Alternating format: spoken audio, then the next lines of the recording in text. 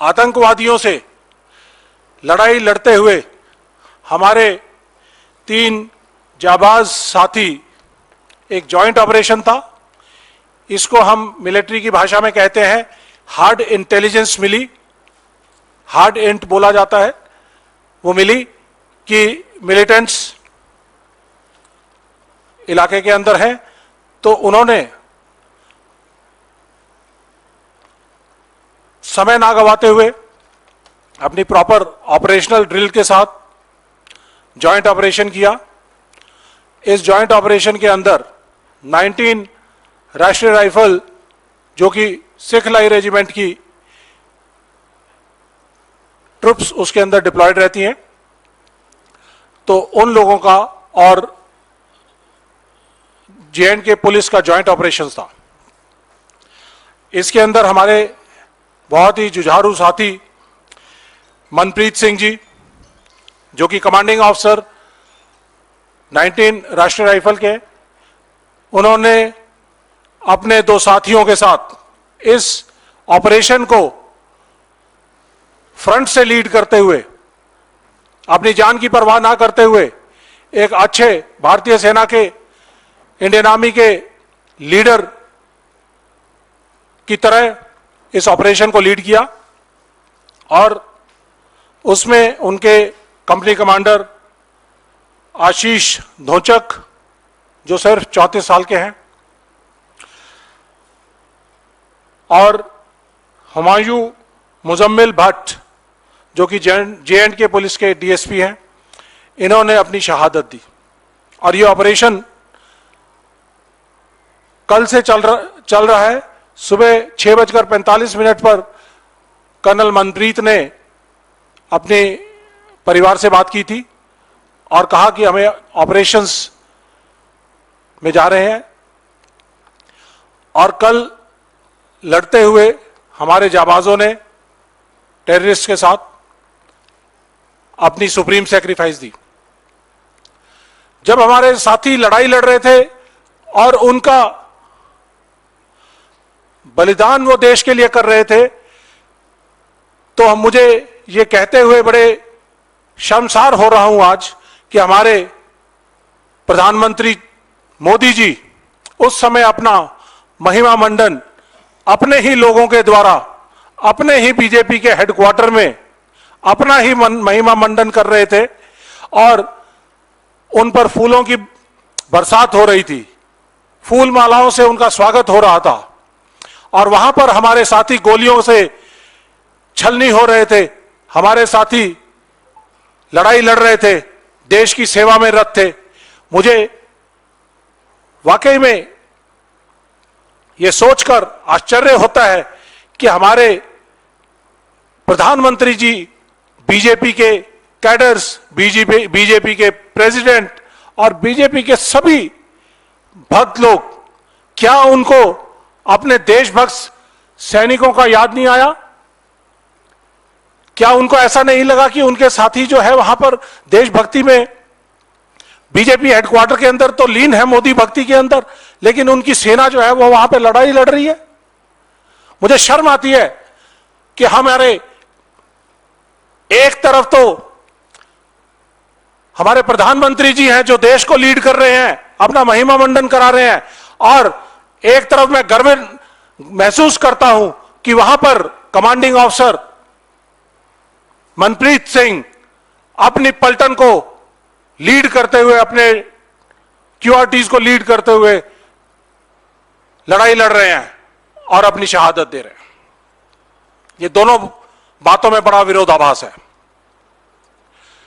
साथियों, आपको इन तकलीफों का अंदाजा शायद ना हो। हमारे साथियों ने इसी एरिया के अंदर हमने काम किया हुआ है, और इस बेशर्मी की जो मिसाल हमारे मोदी साहब ने जो दी है, उसके लिए मैं आप सब लोगों को एक कुछ वीडियो दिखाकर आप लोगों को बताना चाहूंगा कि आप इस चीज को कंपेयर कर सकते हैं।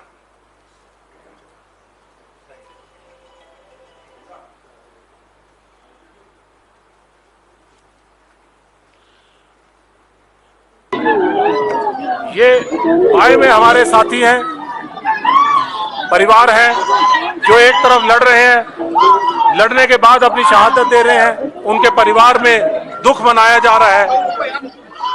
लेकिन दूसरी तरफ आप देख सकते हैं कि किस तरह से बेशर्मी से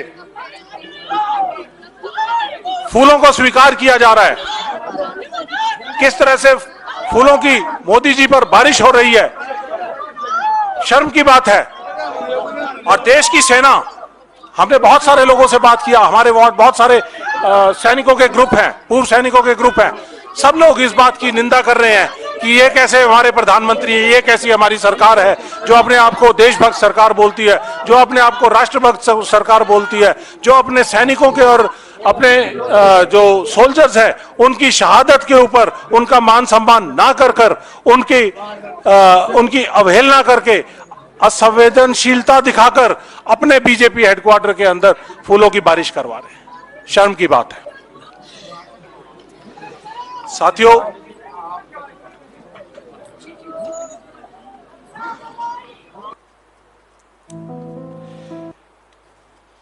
ये कोई पहली बार ऐसा नहीं हुआ है। आपको हम 2019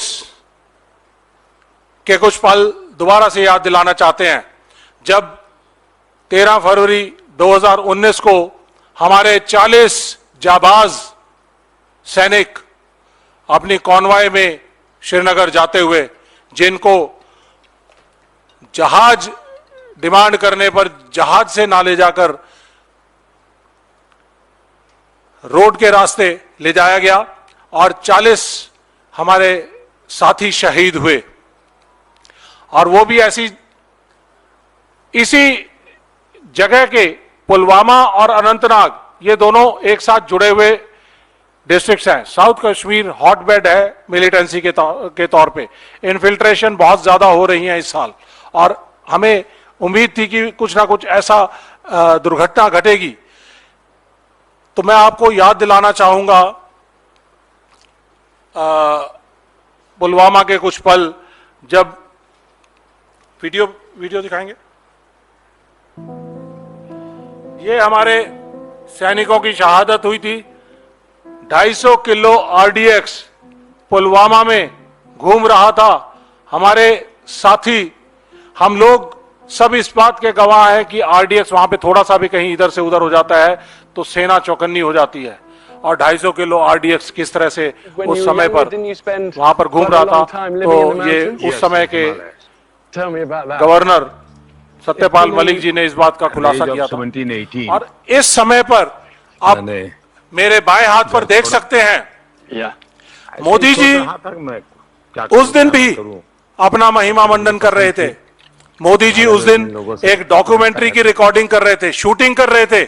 हमारे सैनिक वहां पर शहादत देते रहे, उनका खून बहता रहा, लेकिन मोदी जी की शूटिंग नहीं रुकी। हिमालय में लोगों से मिलता रहता। क्या यह सही है? मैं आप प्रेस के मेंबरान से कहता हूं, पूछना चाहता हूं, क्या यह सही है?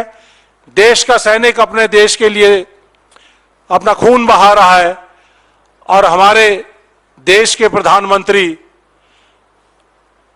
संवेदनशीलता दिखाने की बजाय अपनी बेरुखी की हदें पार करते हुए अपनी महिमा मंडन करते रहे, डॉक्यूमेंट्री की शूटिंग करते रहे, या अपने बीजेपी के हेडक्वार्टर में फूलों की बरसात अपने ऊपर करते रहे। तो इस मौके पर मुझे एक बड़ा अप्रोप्रिएट है, माखनलाल चतुर्वेदी जो बहुत ही नोन पोएट हुए हैं, उनकी एक कविता है, उसको याद करता हूं आज मैं और आप लोगों से साझा करना चाहता हूं। उसका नाम है पुष्प की अभिलाषा और वो कहते हैं, चाह नहीं देवों के सिर पर चढ़ूं, भाग्य पर इठलाऊं, मुझे तोड़ लेना वनमाली, उस पथ पर देना तुम फेंक, मातृभूमि पर शीश चढ़ाने जिस पथ जावें वीर अनेक। ये तो हमारे देश की संस्कृति है, और संस्कृति की बात करने वाले प्रधानमंत्री हमारे देश के सैनिकों की, उनके सैक्रिफाइस की, उसके ऊपर अपने प्रोग्रामों को बिना रोके रोकना चाहिए था। बिना रोके अपने कार्यक्रम बढ़ाते जाते हैं, तो ये एक शर्म की बात है। इस ऑपरेशंस के अंदर एक कमांडिंग ऑफिसर ने लीड करते हुए लड़ाई लड़ी, शहादत हुई, लेकिन कहीं ना कहीं इंटेलिजेंस फेलियर का बहुत बड़ा एक एग्जाम्पल कहीं ना कहीं दिखाई देता है कि कहीं ऐसा ना हो कि इंटेलिजेंस आई, उसके ऊपर काम किया गया, काम करने के बाद उसके ऊपर उनको एलिमिनेट करने के लिए कॉर्डन एंड सर्च ऑपरेशन जारी किया गया। इसमें कई और ऑपरेशनल मुद्दे और इंटेलिजेंस से रिलेटेड मुद्दे होंगे जिनके बारे में हम आज बात नहीं करना चाहेंगे, क्योंकि आज भी अभी ये ऑपरेशन चल रहा है और इस ऑपरेशन को मान और सम्मान देते हुए हम किसी और चीज के बारे में बात नहीं करेंगे। लेकिन एक ये बड़ा ही डेलिब्रेट एम्बुश है, इसको फौज की भाषा में डेलिब्रेट एम्बुश कहा जाता है, जिसके अंदर एक इंफॉर्मेशन दी जाती है, उसके बाद उसके इंफॉर्मेशन के तहत ल्योर किया जाता है, एम्बुश ग्राउंड ले किया जाता है, और उसमें जब कभी डिफेंस की पार्टीज जाती हैं तो अचानक फायरिंग होती है। तो एक ये डेलिब्रेट एम्बुश का एक एग्जाम्पल है। इसके अलावा मैंने अपनी पहली प्रेस कॉन्फ्रेंसेस में कुछ बात कही थी जो आज भी रेलेवेंट है।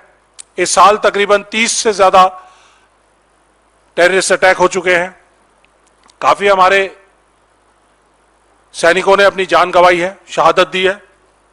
इसके साथ साथ हमारे जो सैनिकों के लिए बड़ा ही कड़ा वक्त है, डिफिकल्ट टाइम है। ये इलेक्शन का ईयर है, पुलवामा भी इलेक्शन के साल में हुआ था।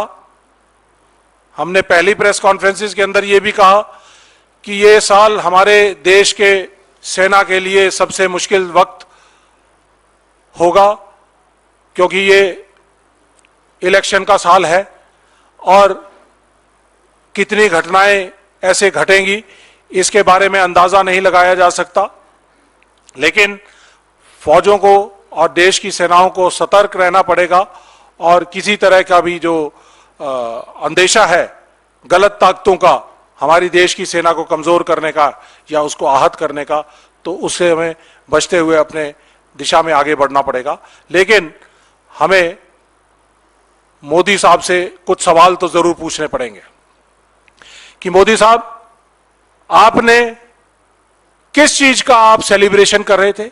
ऐसा क्या काम किया था आपने जिसका आप सेलिब्रेशन कर रहे थे?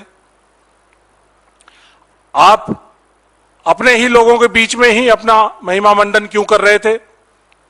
आपकी ऐसा कितना बड़ा इंपॉर्टेंट काम था जिसकी वजह से इतनी बड़ी न्यूज देश में आई और उसके बावजूद आपने उसके ऊपर संज्ञान नहीं लिया और अपने प्रोग्रामों को रोका नहीं?